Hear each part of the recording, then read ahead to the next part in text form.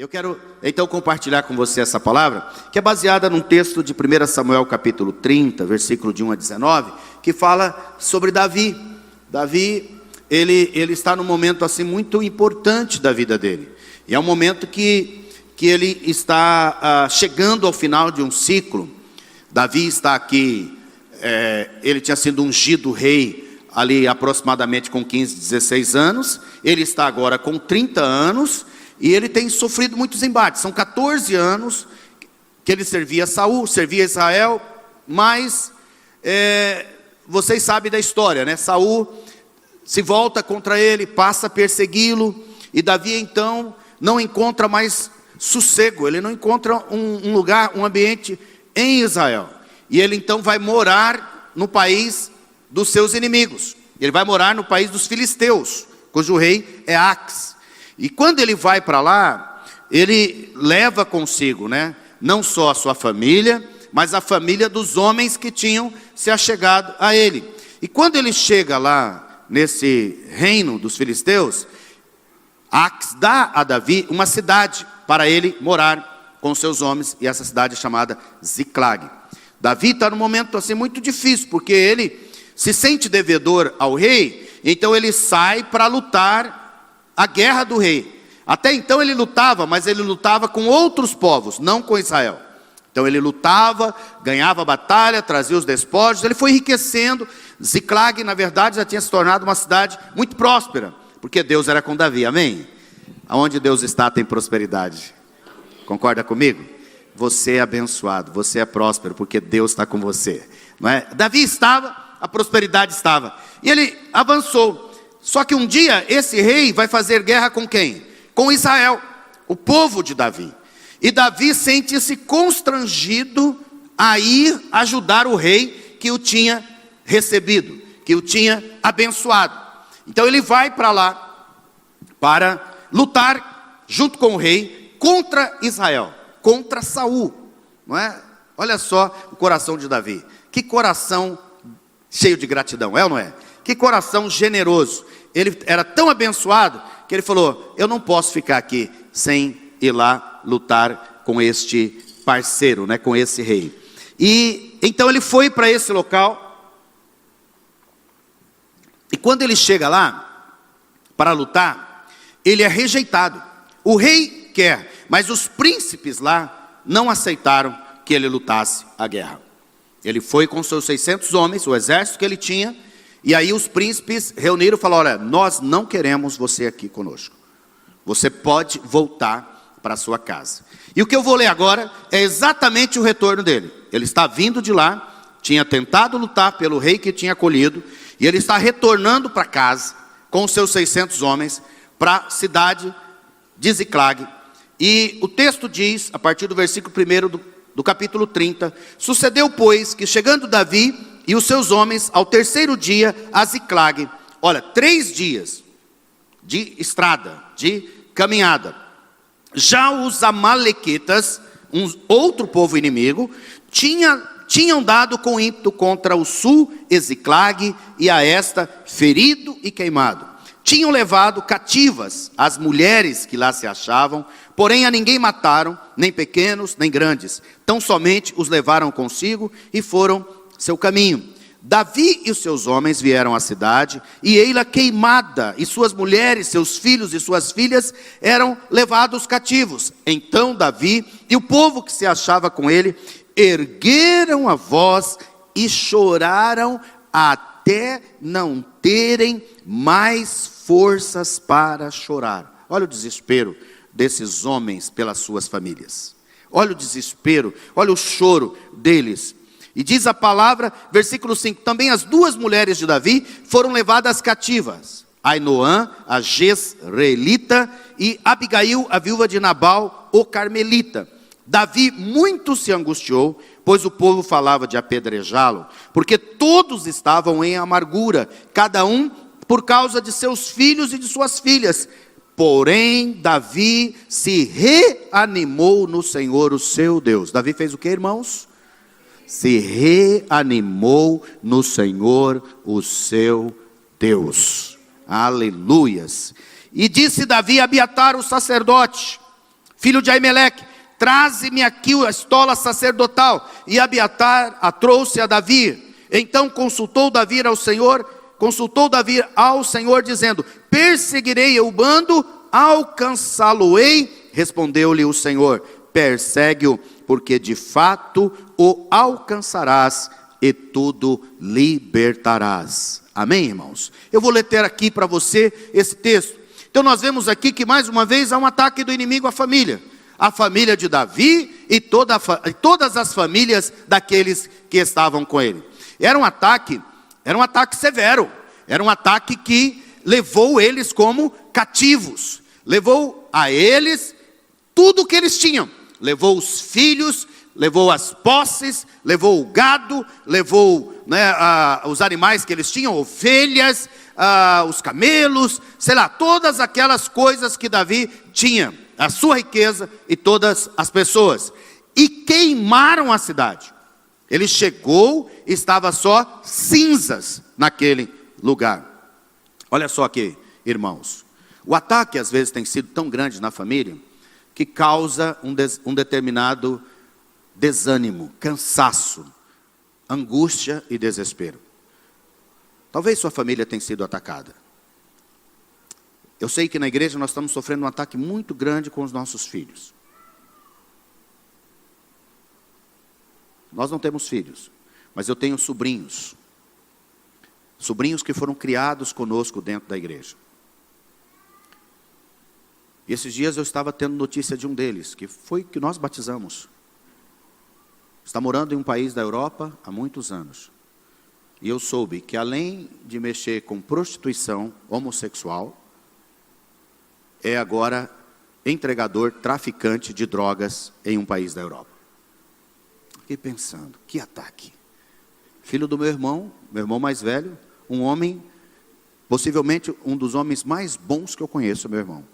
Porque existe uma bondade natural e existe uma bondade produzida por Deus. É ou não é? A minha é produzida por Deus. Eu sou o pior de todos. Pior dos irmãos. Não é? Se eu contar as coisas para você, você vai ficar assim, de contar para você, né? Porque só falar você não acredita, né? Por exemplo, meu irmão caçula, eu gostava muito de persegui-lo. E nós morávamos sempre nos sítios e tinha aquele estilingue, aquela funda. Então um dos meus prazeres é dar pelotada nele e ver levantar aquela bola. Está entendendo?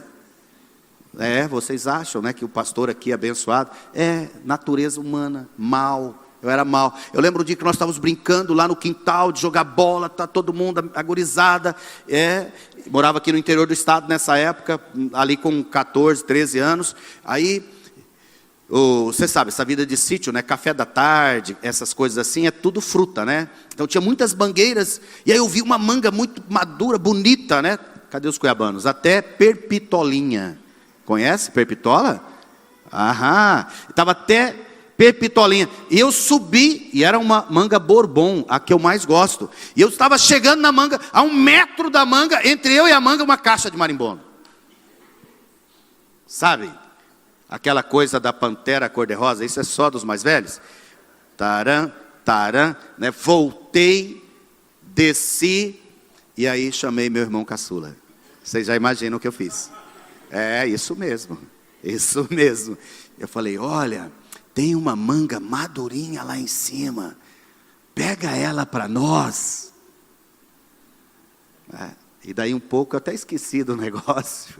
Eu só ouvi o grito e galho quebrando e aquele negócio todo, né? E meu irmão caiu lá. E você sabe criança quando cai no chão, né? Ele abre a boca assim, ó. E aí ele começa a gritar e não volta mais. Eu falei, vai morrer, né? E aí uma meia dúzia, sei lá, de marimbondo tinha ferrado ele, né? Ele estava todo inchado. Levei uma surra caprichada. Mas eu quero falar para você que esse meu irmão mais velho é o paizão. Eu estou falando da minha maldade só para você entender. Hoje eu sou uma pessoa boa não por mim, porque Cristo me transforma. Cristo transforma qualquer pessoa, irmãos. Depois que Ele me transformou, Ele transforma você, seu filho. Qualquer um é transformado pelo Senhor. Mas esse sobrinho que eu estou falando é do meu irmão mais velho. Meu irmão mais velho é o paizão.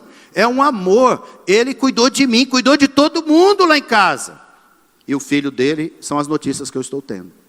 Os amigos desse filho acabaram de ser presos, que é filho criado na igreja de uma família querida nossa aqui da igreja. Olha só os ataques.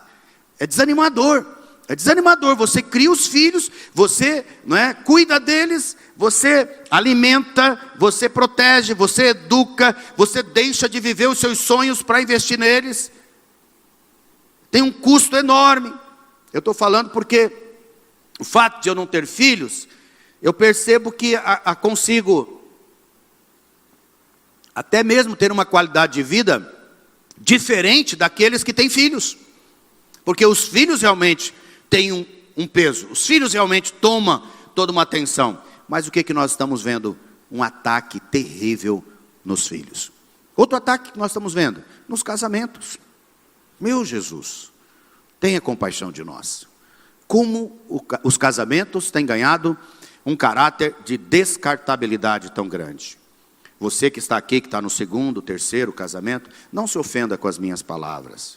Não queremos ter esse interesse de ferir você, porque você não recebeu a graça de permanecer no seu casamento. Mas isso é um ataque. É um ataque por quê? Porque as vantagens de permanecer no casamento são muito maiores do que de sair do casamento. Eu falo porque eu tenho aconselhado casais a permanecerem no casamento. Eu tenho aconselhado casais a permanecerem há mais de 20 anos. Eu estava visitando essa semana um casal que há 15 anos atrás, recém-convertidos na igreja, ela estava no envolvimento emocional com um outro homem. E ele, chateadíssimo, o marido, um empresário, um casal querido, 2 filhas abençoadas, tudo na bênção. O coração dela se inclinou para uma outra pessoa. E eu lembro que nós estávamos aconselhando, até o dia que ele falou: pastor, estou saindo de casa. Estava com a mala pronta, tinha alugado uma kitnet, e ele estava saindo de casa. Eu falei: você me espera um pouco? Aí, eu espero. Eu peguei e fui à casa dele, e falei com ele, e Deus me deu graça. Eu falei: você é capaz de não sair de casa? Você é capaz de sofrer essa vergonha? Esse opróbrio, para ser uma vergonha feia é opróbrio. Essa humilhação de você saber, e as pessoas saberem, e os vizinhos saberem, e o pessoal da empresa saber, e os familiares saber que a sua esposa está envolvida com outro homem, e você é capaz ainda de ficar em casa. Ele falou: pastor, eu posso tentar. Eu falei: eu vou orar com você. E orei com ele. E ele não saiu de casa. Ele sofreu aquela vergonha quase uns 6 meses. E Deus, pela sua infinita, grande, maravilhosa graça, interviu. E mudou o coração daquela mulher. E depois de 1 ano, o coração dela se inclinou de novo para o seu marido. Hoje eles estão vivendo os melhores anos da vida deles. Prosperaram, avançaram, são hoje bênção na vida da igreja, são pessoas queridas, vivem momentos preciosos, curtindo, viajando, conhecendo o mundo. Aquele casal que lá há 15 anos estavam prestes a se separar. E se tivessem se separados, possivelmente estariam um sofrendo para lá, outro sofrendo para cá. Um ataque tem sido grande sobre a família. Davi está sofrendo esse ataque, estão me entendendo? Davi está sofrendo esse momento que o inimigo se levanta contra a família. O inimigo se posiciona para destruir ali a sua casa, a casa daqueles que andavam com ele, a casa de todos os que eram os, digamos assim, os companheiros de Davi. Para você ver que esse ataque está sempre acontecendo. E esse ataque nos atinge. E às vezes nos desanima. Davi então tem algumas atitudes. Qual uma atitude dele? Ele começa a chorar. Mas você sabe, não é um choro comum. É um choro profundo. É um choro de alma. É um choro que eu nem consigo muito imaginar. Normalmente, emoções, a gente cataloga, né? Emoções masculinas e emoções femininas. Chorar, por exemplo, é uma emoção de quem? Mulher. É ou não é? Infelizmente somos criados assim. Homem não chora. Homem vem aqui, faz aquele nozão, né? E aí vai para as artérias e dá um infarto. Estão entendendo, sim ou não? Que ele não chora, é ou não é? Algum lugar tem que sair esse negócio.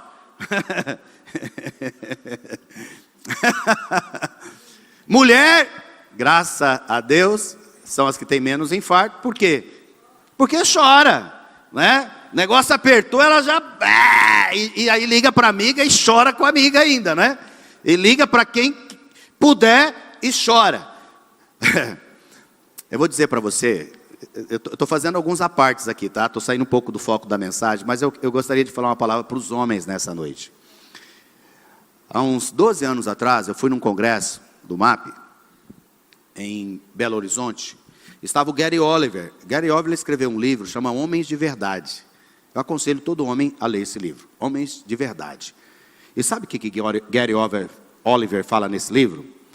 Só ficou essa frase do congresso.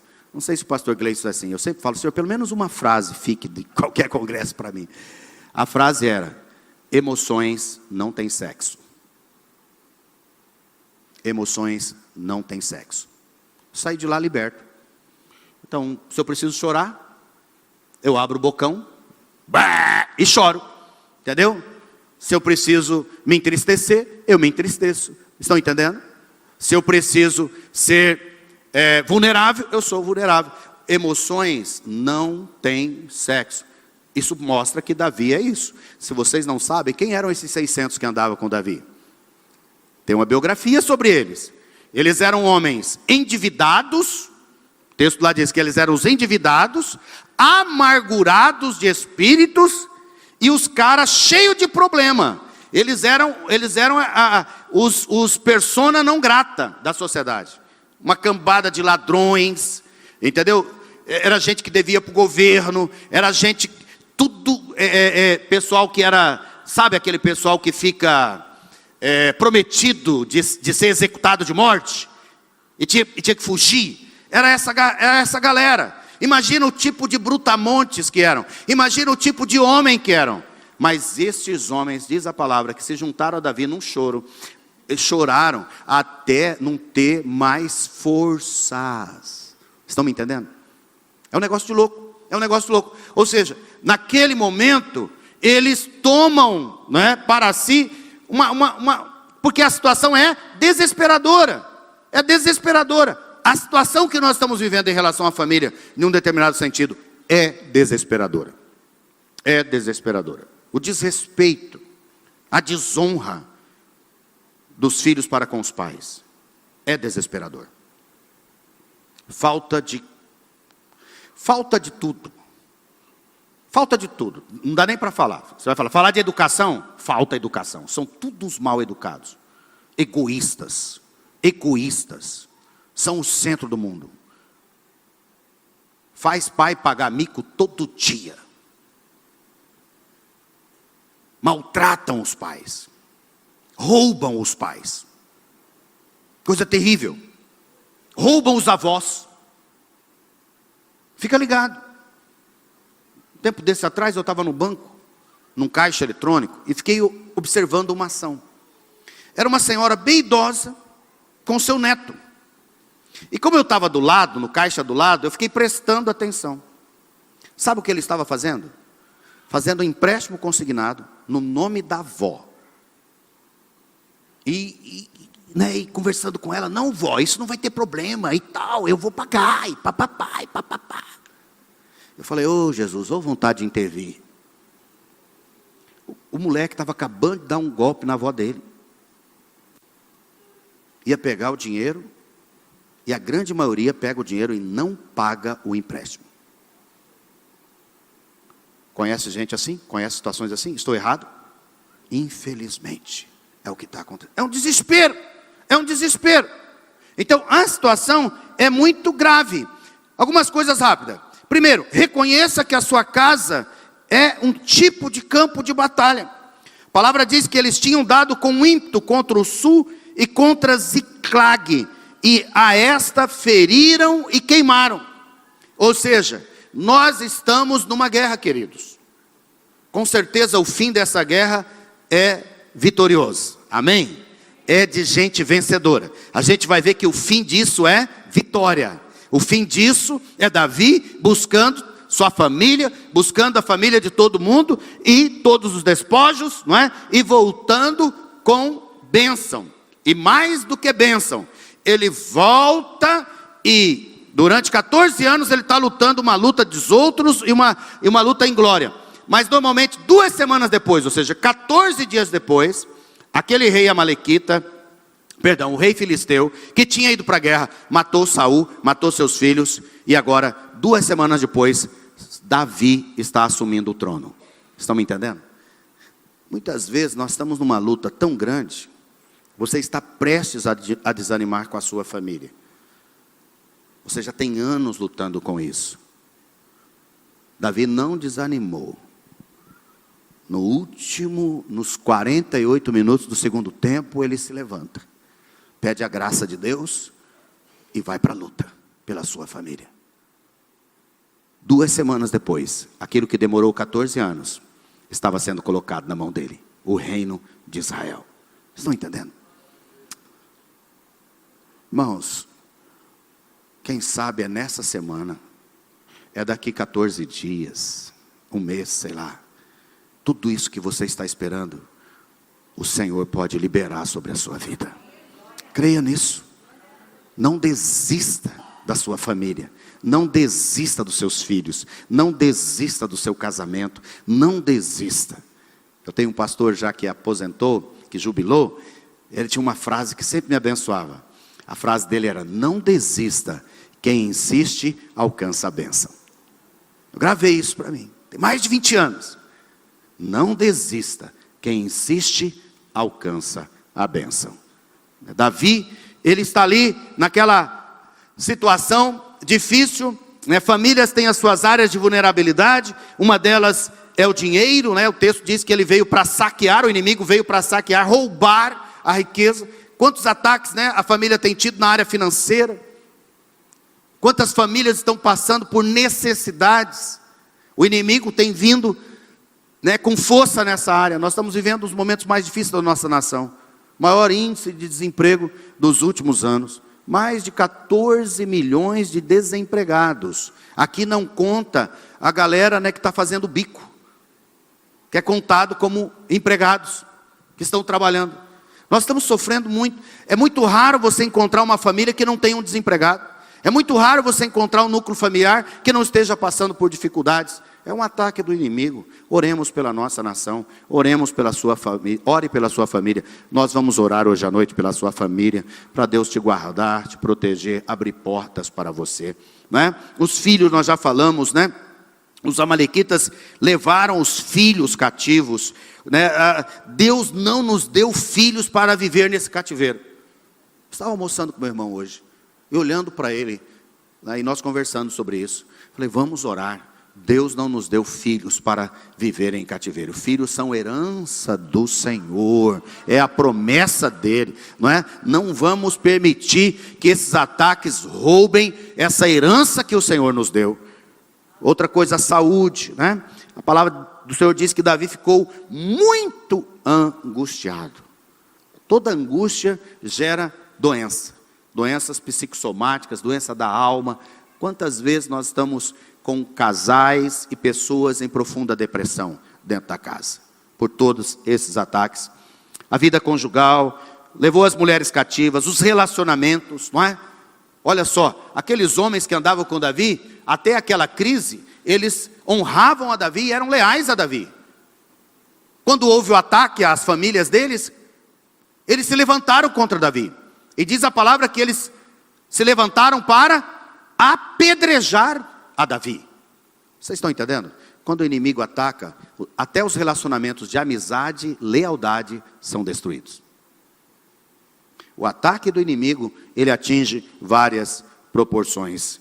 Quero dizer para você que às vezes você pode estar sentindo como Davi. Davi também, naquele momento, num determinado sentido, ele tinha desguarnecido a sua família. Ele tinha ido lutar pelo rei filisteu e tinha deixado a sua casa sem ninguém. Ele levou todos os guerreiros com ele. Não deixou nenhum guarda. Você me entendendo? Quantas vezes nós estamos na luta do dia a dia, do trabalho, da vida secular, nesses momentos, né, que nós estamos vivendo, em que a renda familiar, só do marido, muitas vezes não é suficiente. E hoje um grupo grande das mães, que nós estamos celebrando o seu dia aqui hoje, tem que ir para o mercado de trabalho. E os filhos ficam desguarnecidos. Vão para as creches, vão para o cuidado de outras pessoas, escolinhas, muitas vezes pessoas que nós nem conhecemos, que nós nem sabemos o que elas estão oferecendo para os nossos filhos.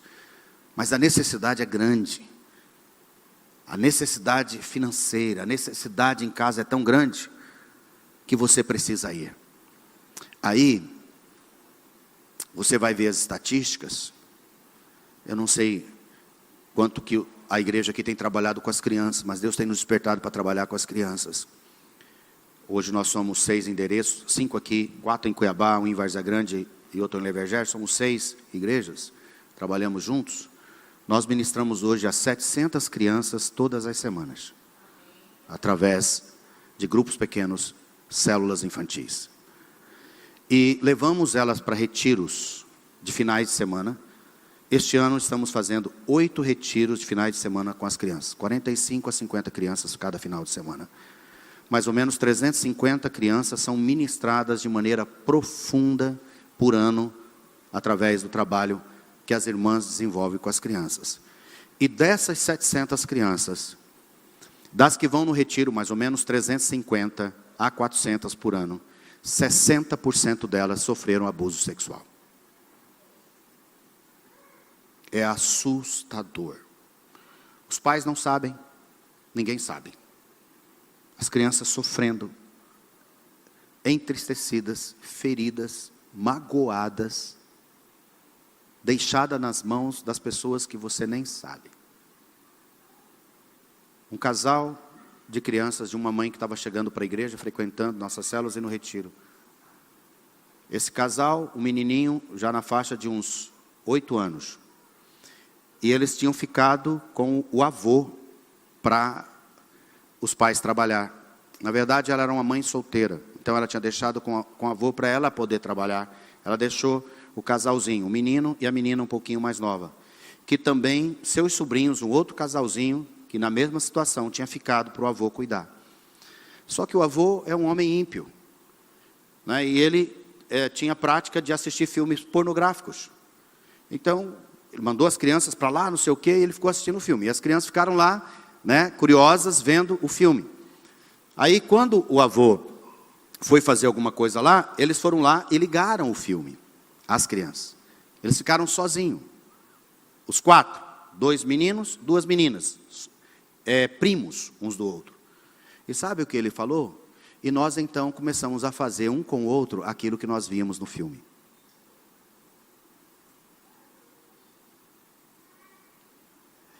E a consciência deles, tão destruída. Mas eles tinham medo de falar, por causa do avô. E quem que ia ficar com a palavra da verdade? Eram eles ou o avô?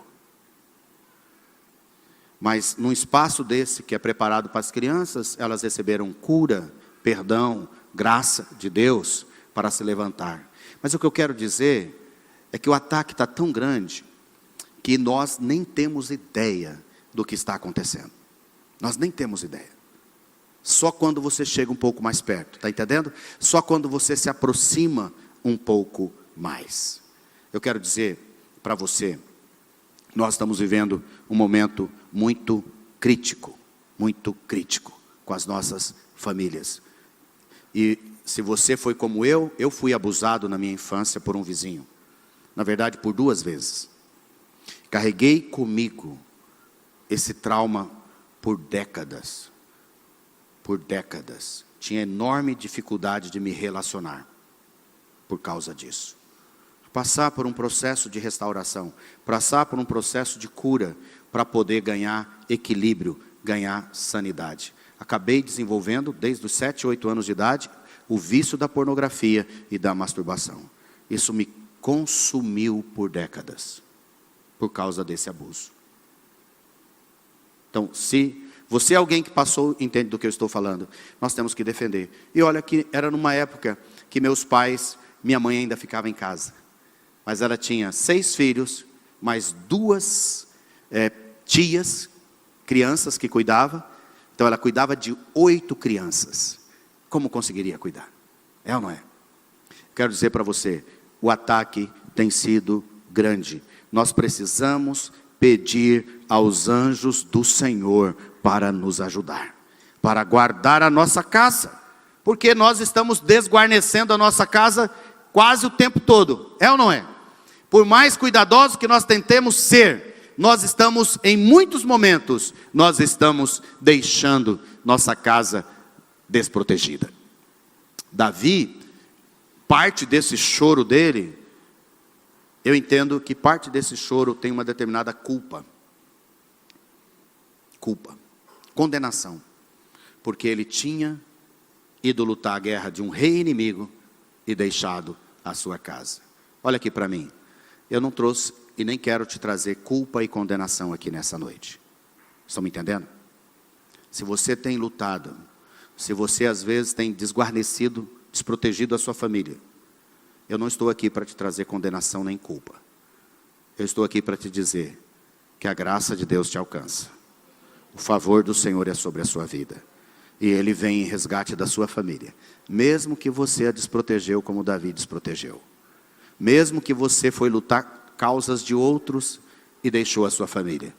A graça de Deus alcançou Davi. É a mesma graça que te alcança nessa noite. Voltemos ao Senhor. Voltemos a Cristo. Voltemos à sua palavra. Então o inimigo, ele está aí atacando. Agora, o que fazer? O que fazer para restaurar a família? Primeira coisa, não se conforme com a situação. Esse choro de Davi, né, essa atitude de se indignar, mostra que é alguém que se importa. Estão comigo, sim ou não? Muitos estão indiferentes. Muitos ouvem essa palavra e não te diz respeito. Você fica indiferente. Você está tão seco. Você está sofrendo tanto que você nem percebe que coisas ruins estão acontecendo ao seu redor e você não consegue reagir. Mas eu quero dizer nessa noite, o Senhor te trouxe aqui, amém?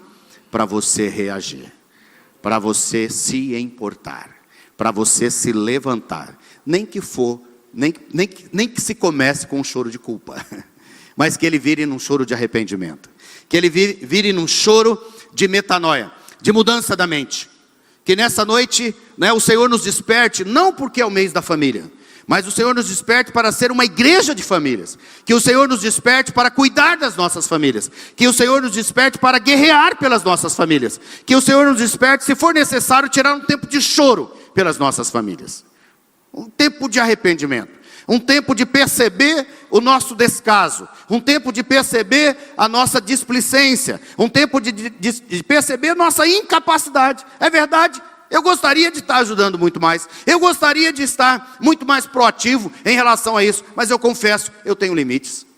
Eu confesso que às vezes eu me barro nos meus limites. Limites físicos, limites de tempo, tantos limites financeiros, tantas coisas que eu gostaria de fazer. Mas eu quero dizer para você, naquilo que é possível, e com a graça de Deus, eu estou procurando fazer. E eu chamo você também. Vamos fazer. Vamos olhar para as famílias. Vamos olhar para os casais. Vamos olhar para os filhos. Vamos olhar para as nossas crianças. A outra coisa, esse choro na presença de Deus, né, ele de alguma forma, ele vai tocar o coração de Deus. Mas é interessante porque quando há muito choro, há um choro que é bom. Concorda comigo? Há um choro que é terapêutico, mas há um choro que rouba as suas forças. Esse choro de Davi, ele começou terapêutico, mas no final, diz que ele chorou até não ter mais forças. Não ter mais forças. Muitas vezes nós entramos num choro convulsivo, nós entramos num processo depressivo, um processo de impotência tão grande que nos paralisa. Mas não é esse o choro que nós devemos ter. E não é esse o choro que ficou Davi o tempo todo, porque ele logo reage. É ou não é? Qual é a reação dele? A palavra do Senhor diz que ele reanimou no Senhor. Porém, Davi se reanimou no Senhor, o seu Deus. Diga comigo, o Senhor é o meu Deus. Aleluias. Ele não se reanimou em si mesmo, ele não se reanimou, né, porque agora ele conseguiria alguma coisa. Ele se reanimou porque ele era filho de Deus. Ele se reanimou porque ele tinha uma identidade real. É o seu Deus, não é o Deus de outro. Não é um Deus à parte da sua vida. Não, é um Deus residente, é um Deus presente. Você tem um Deus presente na sua vida. Jesus habita em você. O Espírito Santo mora em você. Pastor Gleide estava falando da pessoa do Espírito Santo aqui. Fiquei tão feliz. Não é? Porque o Espírito Santo, ele está habitando em nós. É ou não é? E a palavra de Deus diz que ele intercede por nós com gemidos inexprimíveis. Ele é o Paracleto, né? Aquele que está ao nosso lado intercedendo por nós. Ou seja, há um Deus que é Senhor da sua vida. Há um Deus que é seu. Você tem um Deus para chamar de seu. Não é? As pessoas dizem aí, tem até uma música ou algo parecido, né? Que as pessoas querem casar para ter um amor para chamar de seu. Para ter alguém para chamar de seu. Eu vou dizer, você pode ter alguém para chamar de seu. Só que isso pode te levar ao quê? A uma posse disso. E você vai se frustrar muito. O que nós temos, que deve ser para nós, não são as pessoas. Nós devemos ter Deus para nós. Deus dentro de nós. Cristo em nós, a esperança da glória. Cristo em nós, a esperança das famílias. Cristo em nós, a esperança dessa cidade. Cristo em nós, a esperança dessa sociedade. Cristo em nós, a esperança para as famílias, para os casamentos, para os filhos.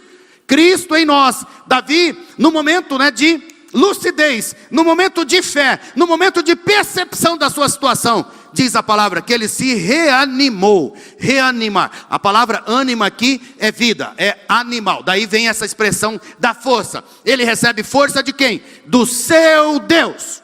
Aleluias. Deus está aqui, amém? Mas ele não está aqui por lado de fora, não. Ele está aqui dentro de você. Há um Deus residente, há um Deus que mora, há um Deus presente na sua vida. Meu querido, não esqueça disso. Não esqueça disso no dia do choro. Não esqueça disso no dia do conflito. Você tem uma identidade real. Você não é só filho de Deus. Você é um filho amado de Deus. Essa foi a palavra de Deus para Jesus. É ou não é?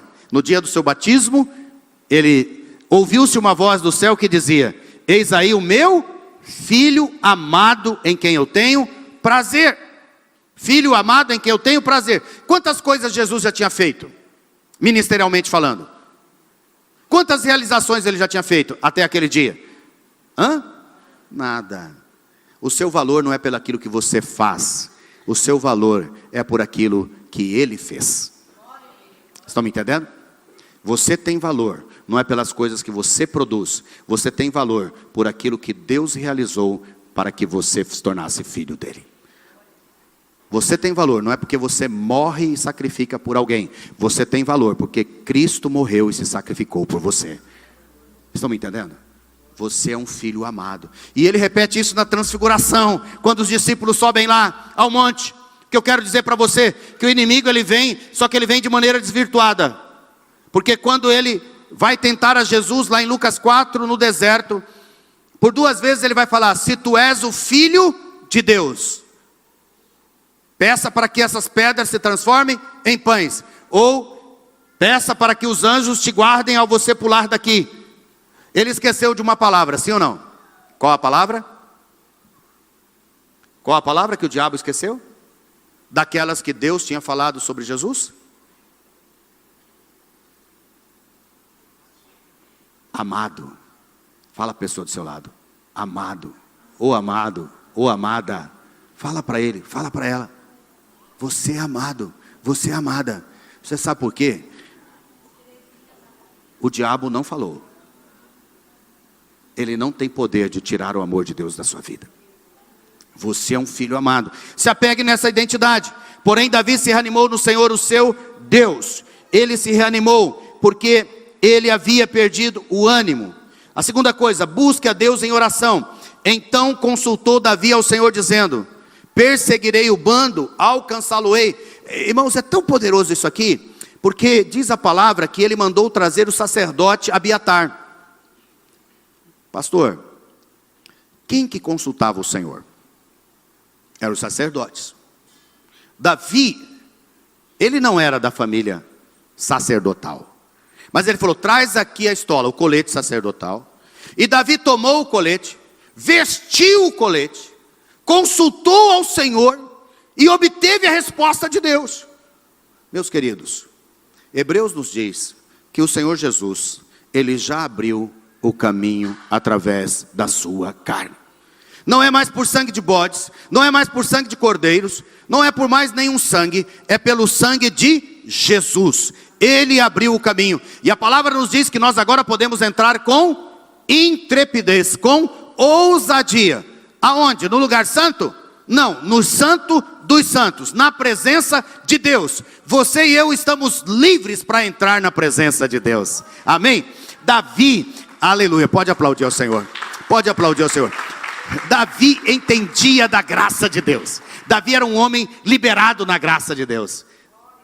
Vocês sabem, há um outro episódio, quando ele vai para uma campanha de guerra, e ele chega até o local, onde há um local de sacrifício, e o templo, e ele chega lá, e eles estão com fome, e eles pedem pão.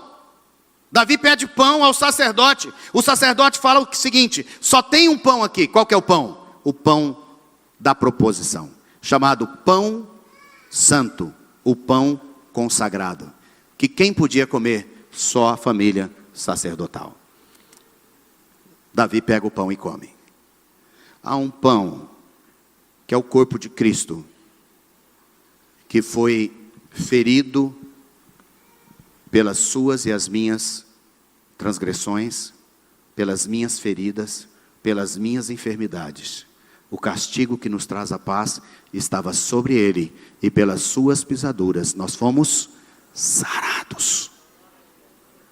Sua e a minha família será sarada. A nossa casa será abençoada. Nós vamos entrar no Santo dos Santos. Nós temos liberdade para pedir. E Davi orou e pediu, e o Senhor ordenou a bênção e falou para ele: você pode ir. E Davi foi, e para terminar com você, partiu pois Davi, ele e os 600 homens que com ele se achavam, e chegaram ao ribeiro de Besor. O Senhor tem nos dado as promessas dele. O Senhor tem afirmado as suas promessas para as nossas vidas. Persegue os seus inimigos, porque você vai alcançá-los, e você terá a vitória. E Davi foi e lutou, e tomou de volta tudo o que o inimigo havia roubado. Amém? Você nessa noite não deve se conformar, e você não deve deixar que o inimigo fique com nada daquilo que Deus te deu. Eu quero que você se coloque de pé agora. Nós vamos orar. Os irmãos do louvor podem cantar uma canção bem baixinho para nós. Eu quero orar com você. Eu quero orar com você, porque enquanto eu estou falando com você aqui, o Senhor me trouxe à memória Moisés, quando estava saindo do Egito. O que o inimigo queria fazer? Não queria deixar ele levar sua família. Não queria deixar ele levar os seus filhos. Moisés resistiu. Moisés disse: eu só saio daqui se todos estiverem comigo. Firme seu coração no Senhor nessa noite. Eu sei que você se importa com a sua família, por isso você está aqui nessa noite. Quais são os ataques que você tem enfrentado? Quais são as batalhas que você tem vivido? Nessa noite, o Senhor, que luta as nossas guerras, que luta as nossas batalhas, está aqui para nos abençoar.